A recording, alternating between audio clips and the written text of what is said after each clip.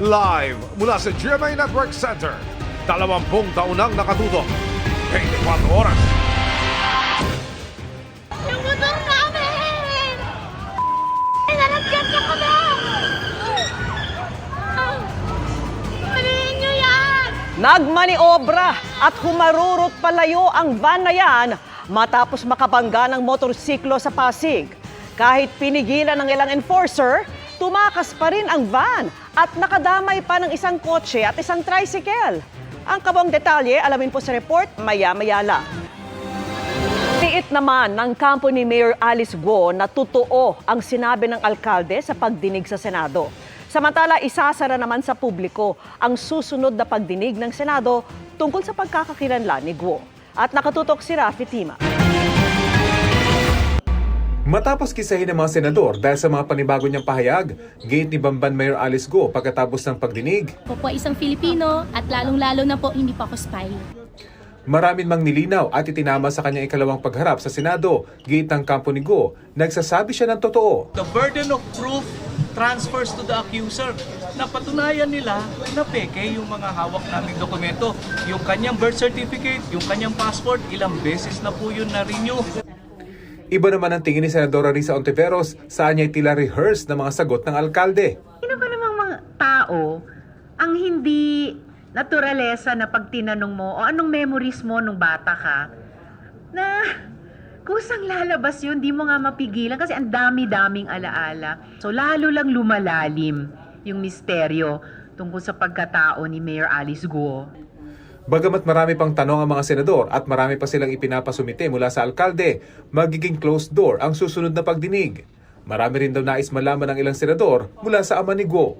Mas mahalagang tanong para sa akin yung biyahe ng tatay niya na halos sa isang buwan, 2 beses. May isang nakita kami, isang buwan, 3 beses. Nakita naman natin, yung negosyo niya dito, hindi kumikita pero bumabiyahe siya doon.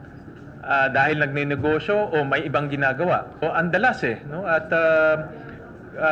pero kung dudugtungin natin tong mga kwentong ito, pwedeng kasabwat siya dito sa Pogo na nangyayari. Para sa GMA Integrated News, Rafi Tima nakatutok, 24 oras. Samantala, bistado naman sa Antipolo Rizal ang pagtatayo ng istruktura sa isang protected area. 3 ang arestado kabilang ang sundalong nasa likod umano ng ilegal na konstruksyon. Nakatutok si John Consulta, exclusive.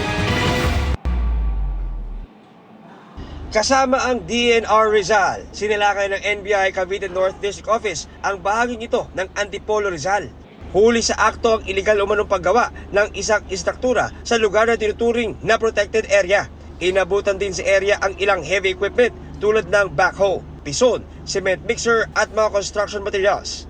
Arestado ang pinaka-foreman ng construction site matapos walang maipakitang permit mula sa DENR. Katanggap tayo ng impormasyon mula sa ating Department of Environment and Natural Resources, Rizal, na kung saan sila po ay nag-request ng ating assistance, investigative assistance, para sa mga umuokupa sa ating mga protected areas in violation of NIPAS Act at yung ating Forestry Code. Ginalaw po nila yung natural na appearance ng environment ng lupa. Nagputol po sila ng mga punong kahoy. Di kalayuan sa construction site ay inaresto rin ang isang sundalong may ranggong major ng AFP na umano'y nasa likod ng construction. Pinuntahan din ang isa pang site na may bagong gawang bahay naman. May bahagi rin ng bundok na sunog dahil sa umano'y pagkakaingin. Sa pangkalahatan po, Chief Noki, ano ba yung pinaka-negatibong epekto ng ganitong klase ng mga illegal na aktibidad? Ang area po na ito ay ang tinatawag nating Upper Marikina River Basin Protected Landscape. Ito po ay yung unang pananggalang natin sa mga pag-ulan at pagbagyo upang yung tubig ay masasala po sa lugar na ito. Sa mga patuloy na nagtatayo dito sa protected landscape, ang epekto po nito, siyempre, mas bibilis yung pagbaba ng tubig dahil wala na po yung mga puno na siyang mag-hold sa mga tubig ulan na babagsak. Patong-patong na reklamo ang isinampa laban sa 3 inaresto. Sinusubukan pa namin makuna ng pahayag ang mga suspect. Asahan po natin mga kababayan na tuloy-tuloy ang ating pagsisiyasat hinggil dito. Hindi po titigil ang NBI sa pagtugi sa mga lumalabag sa ating environmental laws. Para sa GMA Integrated News, John Consulta, nakatutok, 24 oras. Samut-saring laruan at produktong ginaya lang sa mga legit ang tumambad sa sinalakay na bodega sa Bulacan. Arestado ang 2 dayuhang may-ari at ilang tauhan kabilang ang ilang menor de edad. Nakatutok si Marisol Abdurrahman. Exclusive. Pagkapasok ng PNP Criminal Investigation and Detection Group NCR sa warehouse nito sa Giginto, Bulacan, tumambad sa kanila ang kahong-kahong mga laruang sasakyan. Pero sumbong ng lehitimong manufacturer, ginaya lang sa produkto nila ang mga nakaimbak rito. Kaya inoperate ang bodega sa bisa ng search warrant. Nung nakita namin ma'am yung product, nung nag-test buy kami, Bukod sa mga nakabox na peking produkto, ang ilan sa mga nakumpiska ng CIDG ay nakapack na ganito. Handa na raw ipadala ang mga ito sa iba't ibang lugar sa bansa. meron po silang mga online selling. Umaabot ma'am ng Visayas and Mindanao yung mga transactions na nag-order ng product nila. Habang ginagalugan ang bodega, may nasabat pang mga inumin at mga makeup na Chinese character lang umano ang nakasulat. May mga t-shirt ding may tatak ng mga kilalang brand pero ginaya rin lang umano o peke. Arestado ang 2 Chinese national na nagmamay-ari umano ng bodega. Aminado ang isa na gumagawa nga siya ng mga peking laruan. Kayo po ay gumagawa ng mga fake na mga toys? Oo. Why? Kasi ako buna ng benta, hindi na siya benta yan. Hindi na siya buna yan. What about the fake t-shirts, the makeup, Oo. branded t-shirts? Saan po galing yun? Sa Manila kuha, benta pili yan. Nagbebenta ka lang? Oo. Are you involved into the illegal manufacture of fake toys? I don't know English. Bukod sa kanila, arestado rin ang 23 tauhan sa bodega. 5 sa kanila ay menor de edad. Alam niyo na peke ang mga product na pinapakita niyo? Hindi po. Bakit po nag-enganyo ka? Wala naman pong ginagawa sa bahay. Kaya lang po ako nagtrabaho kasi po nanakaw yung cellphone ko. And gusto ko lang po mag-ipon. Bukod sa proteksyon sa mga lehitimong negosyante, nagbabala ang CIDG sa panganib na maaaring idulot ng mga peking produkto. Hindi natin ma'am yung pag sinakyan ng bata, baka mabiyak. Dapat ma'am yung mga pasadong mga materials. Ipapasuri raw sa mga kinauukulang ahensya ang mga peking produkto. Sasampahan naman ang patong-patong na reklamo ang mga suspect na nakakulong na sa CIDG. Para sa GMA Integrated News, Marisol Abdurrahman, nakatuto 24 oras. Aprobado na po ng Pangulo ang pinaagang school calendar para sa school year 2024 hanggang 2025. Ang pasukan magsisimula na po sa Hulyo. At nakatutok si Ian Cruz. Dahil sa sobrang init at pagpapawis, minsan na raw napunita ng answer sheet sa eksaminasyon ang grade 10 na si Marcus. Tumulo po yung pawis ko po sa answer sheet ko po sa zip grade. Ayun po, nasira po yung papel ko po. Ang ganyan, baka maibsan sa 2025 dahil sa utos ng Malacanang na ibalik sa Hunyo ang pasukan para maiiwas sa tag-init ang huling mga araw ng school year. Pinagpulungan niya ni Pangulong Bongbong Marcos at Vice President and Education Secretary Sara Duterte. Base sa inaprubahan ng Pangulo, sa July 29 na ang simula ng parating na school calendar. Basically, by school year 2024-2025, mag-i-end po tayo ng April 15, 2025. Pagkatapos naman po nun, magsa-start na tayo ng June 16, yung tentative date ng opening of classes for school year 2025 to 2026.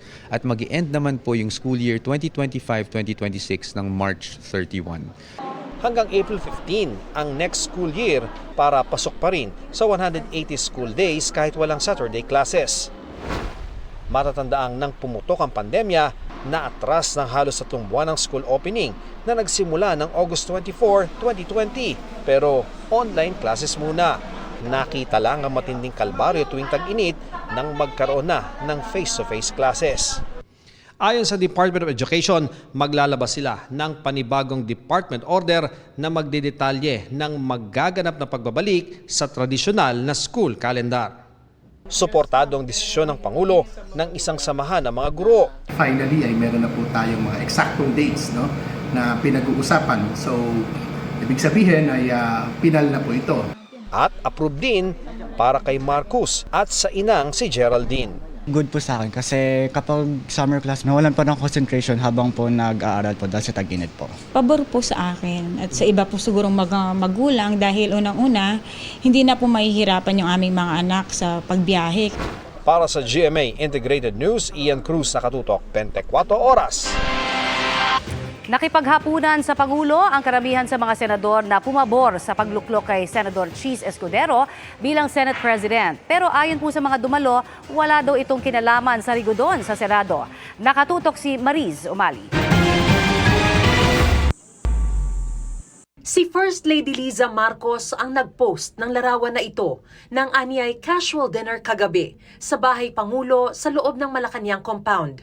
Kasama nila Pangulong Marcos ang bagong Senate President Cheese Escudero at 10 sa mga senador na sumuporta sa kanya para mailuklok sa pwesto.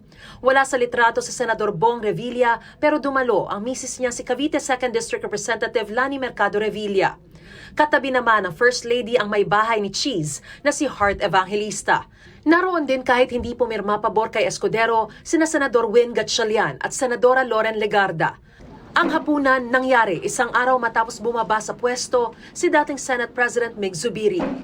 Ayon sa mga senador na dumalo sa hapunan, wala raw itong kinalaman sa rigodon sa Senate leadership. Wala. 3 weeks ago pa yung pinlano. So that has nothing to do with the Senate, change of leadership in the Senate. Socials lang, purely socials. Wala naman na pag-usapang politika. Hindi rin daw napag-usapan ang tungkol sa pag-aamyenda ng saligang batas, sabi ni Senador Robin Padilla, ang chair ng Senate Committee on Constitutional Amendments. Kung meron pong magbabanggit nun, ako yun. Pero hindi ko naman po nabanggit kasi parang casual po na nakakahiya naman magbanggit ng politika. Ayon pa kay Escudero, hindi siya pro-chacha, pero But at the end of the day, as a Senate, the new majority is inclined towards that too. But at the same time, we have to balance our relationship with the House. sabi rin ni Escudero, hindi raw alam ng presidente ang mangyayari noong pagpapalit ng liderato sa Senado. He never knew about it because he was in Dumaguete and Bacolod, and by the time he landed, he found out that there was already a change and it was finished. That was what he told me. He was also surprised. No. Sa isinagawang sesyon ngayong hapon, naisapinal na ang committee chairmanship kasunod ng pagbabago sa Senate leadership. Para sa GMA Integrated News, Mariz Umali, nakatutok, 24 oras. Happy midweek, chikahan mga kapuso! Kinilala ang ilang kapuso and sparkle stars sa 5th Village People Choice Awards. Kabilang si Asia's multimedia star Alden Richards na tuloy-tuloy ang paghahanda sa upcoming projects. Yan ang chika ni Lars Santiago. Kahit busy sa taping ng Pulang Araw at maghahanda na sa shooting ng Hello Love Again sa Canada.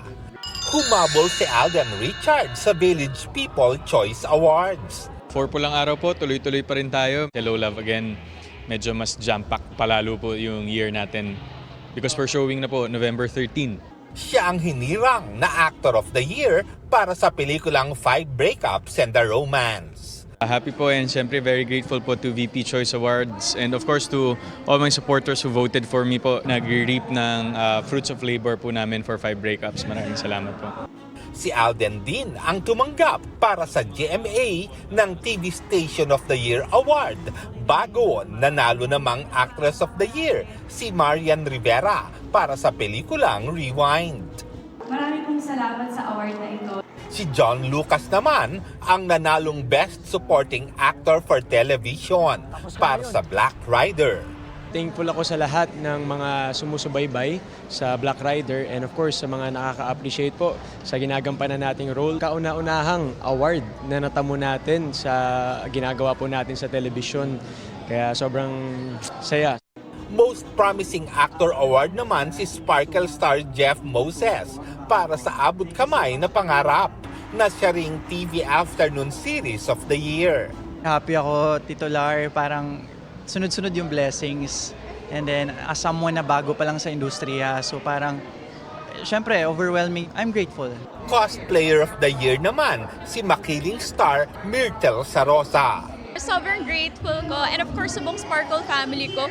Flor Santiago, updated sa showbiz happening.